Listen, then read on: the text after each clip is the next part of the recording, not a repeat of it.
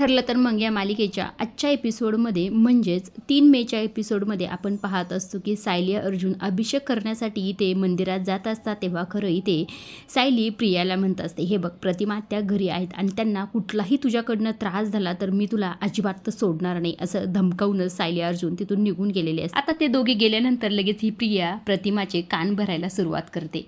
ती लगेच म्हणत असते, आई बघितलंच ना हे सगळेजण माझ्याशी कशी वागतात, तर माझा यात काही दोष नाही, हा सगळा सायली अर्जुनचा बनाव आहे. खरं तर मला बदनाम करण्याचा प्रयत्न करत आहेत.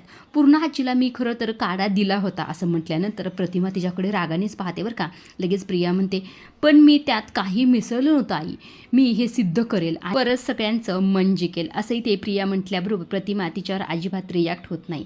ती म्हणत असते, काय आहे ना तन्वी, मी जाते, मला जरा ॲसिडिटीसारखं वाटतंय. तेव्हाही ते तन्वी खूप काळजी असल्यासारखं दाखवत असते बरं का. आई तुझ्यासाठी थंड दूध वगैरे आणू का? तेव्हा प्रतिमा म्हणते, नको नको, फक्त सायलीच्या 2 मैत्रिणी येणार, त्यांना गेस्ट रूममध्ये पाठव असं म्हटल्याबरोबर समोरून आलेले असतात ते म्हणजे जानकी आणि सखी. आल्याबरोबर प्रतिमाला नमस्कार वगैरे करत असतात. तेव्हा प्रतिमा म्हणत असते की मी तुमचीच खरं तर वाट बघत होते, बसा तुम्ही असं म्हणून दोघीही बसतात. तेव्हा इकडनं प्रिया म्हणत असते, ह्या दोघी अचानक कसं काय आल्या असं म्हटल्याबरोबर प्रतिमा म्हणत असते, तन्वी घरी आल्याऱ्या पाहुण्यांना असा कोणी प्रश्न विचारतो का, सांग बरं मला, आणि तू काय कर, जा तुझ्या गेस्ट रूममध्ये, आम्हाला जरा बोलायचं आहे असं म्हटल्यानंतर लगेच प्रिया म्हणत असते, हो आई मी जा. नाही तू तुझ्या तब्येतीची काळजी घ्या प्लीज, नाहीतर गप्पा मारत बसशील आणि तब्येत आणखी बिघडायची असं म्हटल्याबरोबर इकडनं सखी बरोबर उत्तर देते बरं का तिला म्हणत असते, प्रिया नाही म्हणजे जातेस का तू, नाहीतर आम्हाला वेळच मिळणार नाही गप्पा मारायला असं म्हटल्यानंतर प्रिया म्हणते, हो ठीक आहे मी जाते असं म्हणून ती निघून जाते. आता जानकी ते प्रतिमाला म्हणत असते, प्रतिमा त्या तुम्ही कशा आहात आणि तुम्ही हे बघा, तुम्हाला जे जे जाणवतं आहे ना ते सगळं काही सायलीने आम्हाला सांगितलेलं आहे असं म्हटल्यानंतर प्रतिमा म्हणत असते, हो सायली तुमच्याशी बोलले का, तेव्हा मी तिथेच होते. तेव्हा इकडनं लगेच सखी म्हणत असते, मी तुमची भावना अगदी समजू शकते, माझीसुद्धा तुमच्यासारखीच अवस्था झाली होती. मला हाच प्रश्न पडला होता की माझी नक्की आई कोणती आहे, पण जिच्याबद्दल मला पोटतिटकीने माया वाटायची तीच खरी तर माझी खरी आई निघाली, आणि जिला मी माझी आई समजत होते ती माझी आई कधी नव्हतीच असं म्हटल्यानंतर जानकी सखीला धीर देते आणि ते जानकीसुद्धा स्वतःचं सांगायला सुरुवात करते, मी सुद्धा लहानपणापासून अनाथासारखे वाढली, मला आई असूनसुद्धा मी आश्रमात वाढले, पण माझं नशीब मला वडिलासारखे प्रेम करणारे मधुभाऊ मिळाले. प्रतिमा त्या आपल्यावर मनापासून कुणी प्रेम केलं ना त्याची माया ही आपल्याला जाणवतेच, त्यासाठी काही वेगळं करायची अजिबातच गरज पडत नाही असं म्हटल्याबरोबर प्रतिमा आत्या म्हणत असतात, पण ही अशी माया ना तन्वीला माझ्याबद्दल वाटते ना मला तन्वीबद्दल वाटते, म्हणून तर आज मी तिची परीक्षा घ्यायची मला वेळ आलेली आहे असंही ते प्रतिमा आत्याने म्हटल्याबरोबर जानकीसुद्धा म्हणते, त्यासाठी तर आम्ही इथे आलेलो आहोत ना, पूर्ण तयारीनिशी आलो आहोत, त्यामुळे तुम्ही अजिबातच काळजी करू नका, त्याचा प्लॅन पूर्ण काही तयार आहे, आता तुम्ही बघाच आम्ही नेमकं काय करतोय आणि कसं करतोय असं म्हटल्याबरोबर प्रतिमा म्हणत असते, तुम्ही तुमचं काम करालच, पण माझी मुलगी आज माझ्यासाठी काय करते हे मला बघायचंच आहे असंही ते प्रतिमा म्हणत असते. आता इकडे दुसऱ्या बाजूला चैतन्य आणि अर्जुन संतोषला भेटण्यासाठी जेलमध्ये गेलेले असतात. तेव्हाही ते चैतन्य म्हणत असतं, हा संतोष आज तरी तोंड उघडेल ना, म्हणजे खरं सांगेल ना आपल्याला असं म्हटल्यानंतर अर्जुन म्हणत असतो, त्याच्या डोक्यात नेमकं काय चाललंय हेच कळत नाही, पण आपण एक प्लॅनच करूया, आज काय करूया, आपले ठरलेले प्रश्न जाऊन त्याला तू आधी विचार, त्यानंतर सेम मी ते प्रश्न विचारेल, बघूया ते कशा प्रकारे येतोय तर असं म्हणून आता चैतन्य तिथं गेलेला असतो. गेल्याबरोबर इथे संतोषला म्हणतो असतो, खरं तर मला तुला काही प्रश्न विचारायचे आहेत असं म्हटल्याबरोबर संतोष म्हणतो असतो, खरं तर मी याआधीच तुमच्या सगळ्या प्रश्नाचे उत्तर कोर्टात दिलेले आहेत. तेव्हा चैतन्य म्हणत असतो, तरीसुद्धा काही प्रश्नाचे उत्तर तुला द्यावेच लागतील असं म्हणून इतो म्हणत असतो की जेव्हा तू खून केलास तेव्हा तुझ्यासोबत कुणी होतं का? तेव्हा संतोष म्हणतो, नाही, ते सगळं काही मी एकट्यानेच केलेलं आहे, माझ्याबरोबर कुणीही नव्हतं असं म्हटल्याबरोबर इथे चैतन्य म्हणत असतं, जयच्या मोबाईलवरनं काही मॅसेज आणि खरं तर इथे फोन कॉल्स आले होते अर्जुनच्या मोबाईलवर.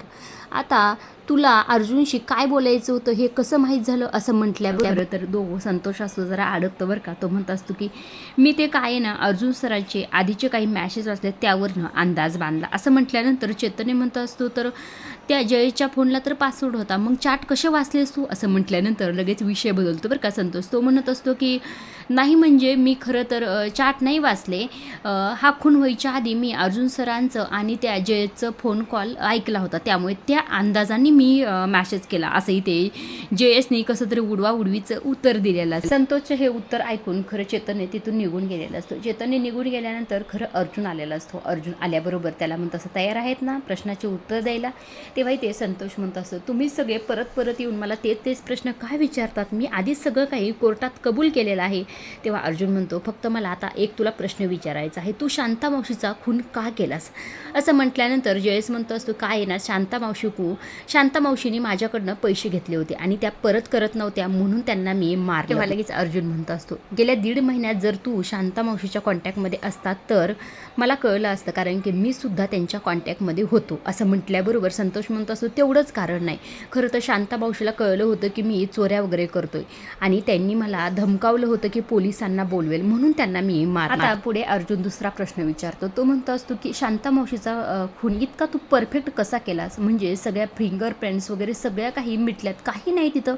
तेव्हाही ते संतोष म्हणतो असतो या सर्व गोष्टीची मला सवय आहे, जेव्हा मी चोऱ्या करतो तेव्हा खरं तर सगळे फिंगरप्रिंट नष्ट करायची ही मला सवय, त्यामुळे मला हे काही अवघड नव्हतं. असं म्हटल्याबरोबर अर्जुन म्हणतो खोटं बोलतोस हे सगळं काही, तू जिथे चोऱ्या केल्यास तिथे फिंगरप्रिंट्स मिळाले म्हणून तू अटक झालास आणि मग शांता मावशीचा खून केला तेव्हा सगळ्या फिंगरप्रिंट तू कशा काय नष्ट केल्यास? असं म्हटल्याबरोबर इथे संतोष म्हणत असतो खरं तर मला आता कोणत्याही प्रश्नाचं उत्तर द्यायचं नाही, मी आधीच सांगितलं की शांता मावशीचा खून मीच केलेला आहे, त्यामुळे मला अजिबात कुणी प्रश्न विचारू नका. असं म्हटल्यानंतर अर्जुन म्हणतो सगळ्या प्रश्नाची उत्तर देशील, वेळ आल्यावर सगळं काही खरं बोलशील असंही ते अर्जुन म्हणून तिथून निघून अर्जुन इकडे चैतन्यकडे बाहेर आलेला असतो. तेव्हा खरं अर्जुन चैतन्याला म्हणत असतो की तुला त्यांनी काय उत्तरं दिले समज का प्रश्नांचे. तेव्हाही ते चैतन्याने त्याचे सगळं काही सांगितलेलं असतं ते सांगतो. तेव्हा अर्जुन सुद्धा त्याला जे उत्तर दिलेलं असतं ते सगळं सांगतो.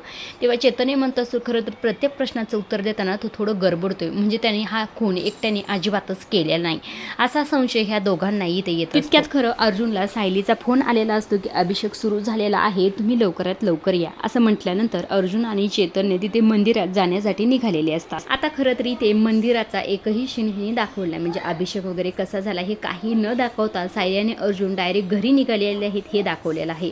सायली तेव्हा म्हणत असते अभिषेक छान झाला ना, तेव्हा इथे अर्जुन म्हणत असतो हो मम्माला आता तरी बरं वाटेल. आता ते दोघे निघणारच असतात तिकडनं. खरं तर इकडे सखीने व्हिडिओ कॉल केलेला असतो सायली आणि अर्जुनला. खरं तर या प्रियाची परीक्षा आता सुरू झालेली असते. सखीने बरोबर इथे सेट मोबाईल केलेला असतो सगळं काही हे सायली आणि अर्जुनला दिसण्यासाठी.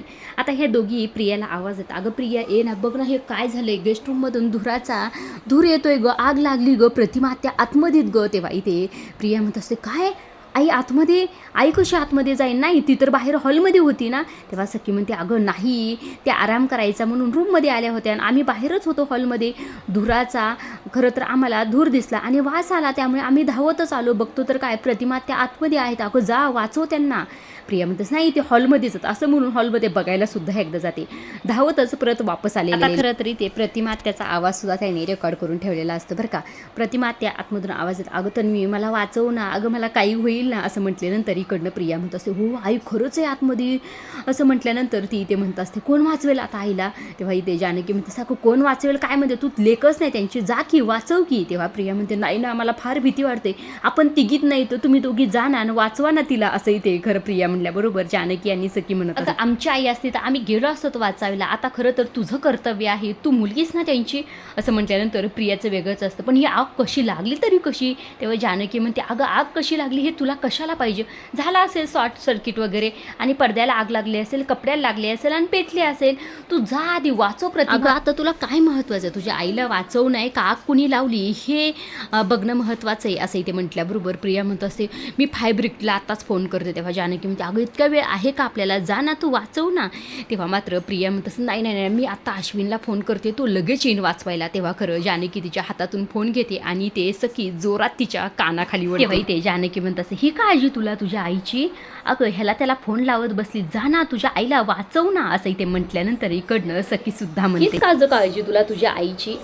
अगं कुठलीही जरी मुलगी असती ना तिने आतापर्यंत आईला जाऊन वाचवण्याचा एक प्रयत्न तरी केला असता आणि तू वेळ काढून नेण्याचा प्रयत्न करतेस असंही ते सखी म्हणत असते. आणि हे सगळं काही इकडनं खरं तर प्रतिमा आणि सुमन पाहत असतात, त्यामुळे ह्या सगळ्या गोष्टीचं प्रतिमाला फार वाईट वाटत असते. प्रिया म्हणत असते ह्या सगळ्यात माझा काय दोष आहे पण. तेव्हा इथे जानकी जानकी म्हणत असते, अगं तुझ्या आईला साधा वाचवण्याचा सुद्धा तू प्रयत्न करत नाहीस, हा तुझा दोष आहे. असं म्हटल्यानंतर इकडनं सखीसुद्धा म्हणते, अगं तुझी आई आगीत होरपळती, या तिच्या जीवाची तुला अजिबातच काळजी नाही का गं? तेव्हा इकडनं प्रिया म्हणत असते, मग तिच्यासाठी माझं काय जीव धोक्यात घालू का? असं इथे म्हटल्यानंतर इथे जानकी आणि सखी तिच्यावर फार चिडलेले असतात. ती लगेच म्हणत असते, थांबा मी फायब्रिकला फोन करते.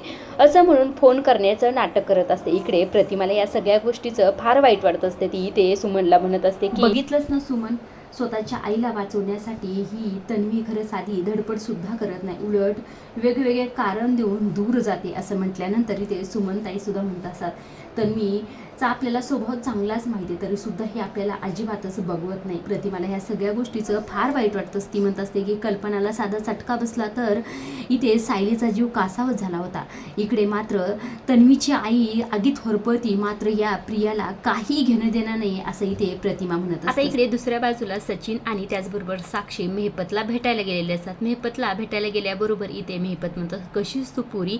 तेव्हा इकडनं साक्षी म्हणत असते, मी ठीक आहे, आता सचिन माझ्यासोबत आहे, तो माझी काळजी घेतोय, नाहीतर माझं जगणं सुद्धा अवघड झालेलं असतं, तुम्ही खरं तर घरी असायला हवे होते. असं म्हटल्यानंतर इकडं मेहपत म्हणत असं, रडू नको रे पुरी, आता जास्त टाईम नाही लागणार, लवकर मी तुझ्यासोबत घरी राहायला येणार आहे.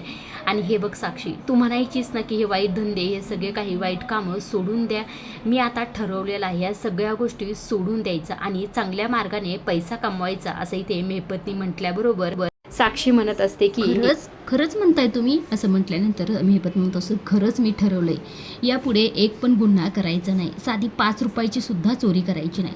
आपण चांगलं वागलं ना की जग सुद्धा चांगलं आपल्यासोबत वागतं. एकदा काय मी जेलमधून बाहेर सुटलो ना, तुमच्या दोघांचं लग्न लावून देईन. तुमचं लग्न लावल्यानंतर हा म्हातारा खरं तर कुठे राहील, याला तुमच्याजवळ ठेवताना. असं म्हटल्यानंतर सचिन लगेच इकडनं मान हलवत असतो. तेव्हा इकडनं साक्षी म्हणत असतो, तुम्हाला माहिती आहे ना, ह्या सर्व गोष्टी मला कधीच आवडत नव्हत्या, ह्या सर्व गोष्टीमुळे कसं आपलं आयुष्य झालंय कळतंय ना. आता तुम्ही घरी आले ना, आपण एकदम साध्या आणि सभ्य माणसासारखं आयुष्य जगू, असं इथे साक्षी मेहपतला म्हणत असते. इकडे नागराज सचिनला इशारा करतो आणि बाजूला घेतो. तेव्हा इथे नागराज म्हणतो असं, ही असंच चालू आहे बऱ्याच दिवसापासून, गुन्हेगारी वगैरे सोडायची म्हणते, ह्याचं काय चाललंय हेच कळत नाही. तेव्हा इकडनं खरं सचिन म्हणतो असं, फार काय टिकणार नाही हे. असं म्हटल्यानंतर नागराज म्हणतो असं, मेहपतला जर सांभाळायचा असेल ना तर मला तुरुंगातून बाहेर यावं लागेल. तू काय कर, जसा मेहपतला सोडण्याचा प्रयत्न करतो तसंच मला सुद्धा बाहेर सोडण्याचा प्रयत्न कर.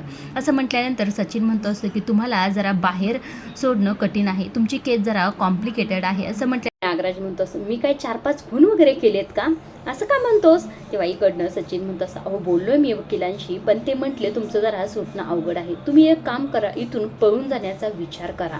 असं म्हटल्यानंतर नागराज म्हणतो असं, मेहपत सुद्धा असंच म्हणत होतं रे, पण आता तर त्याने वेगळा सूर लावलाय. असं म्हटल्यानंतर इथे सचिन म्हणतो असं, तुम्ही थोडे दिवस शांत बसा, मी अण्णांना सोडवतो, त्यांचं डोकं जे फिरलंय का आता ते सरळ आणतो, मग तुम्ही सुटलाच म्हणून समजा, असं इथे सचिन. दुसऱ्या बाजूला इकडे प्रिया बाहेर फोन लावण्यासाठी आलेली असते. तेव्हा इथे सखी आणि जानकी तिच्या मागे येतात आणि तिला जोरात ढकलतात. ढकलल्याबरोबर प्रिया इकडे म्हणत असते, काय चाललंय तुमच्या दोघीचं? आधीच तर मला गेस्ट रूममध्ये सुद्धा जाता येत नाही, सगळ्या धुराचा मला त्रास होते आणि माझ्या आईला काही झालं तर मला फार टेन्शन आलंय. असं म्हटल्यानंतर जानकी म्हणतात, तुझ्या आईला काही झालेलं नाही, कारण की त्या कधी आगीत अडकल्याच, तू अडकणार. असं म्हटल्यानंतर प्रिया म्हणते, म्हणजे काय म्हणायचं तुला? तेव्हा जानकी लगेच खरं तर माचीची काडी ओढते आणि गोल रिंगण असतं तिच्या साईडला त्याला पेटवते. पेटवल्याबरोबर इकडे प्रिया फार घाबरते, वाचवा मला, वाचवा मला, असं जोर जोरात ओरडत असते. तेव्हा खरं तिथे सगळेच जण आलेले असतात, सायली, अर्जुन, कल्पना, सुमन, प्रतिमा आणि अश्विनी. आजच्या पुरतं एवढंच. आता प्रियाला तिच्या प्रत्येक गुन्ह्याची शिक्षा मिळते. आता पुढच्या भागात नेमकं तिला दुसऱ्या कोणत्या गुन्ह्याची शिक्षा मिळते हे पाहण्यासारखंच आहे. आजच्या पुरतं एवढंच. अशा डेली मालिकेच्या अपडेट जर जाणून घ्यायला आवडत असतील तर आपल्या चॅनलला जरूर सबस्क्राईब करा आणि तोपर्यंत पाहत राहा. ठरलं तर मग धन्यवाद.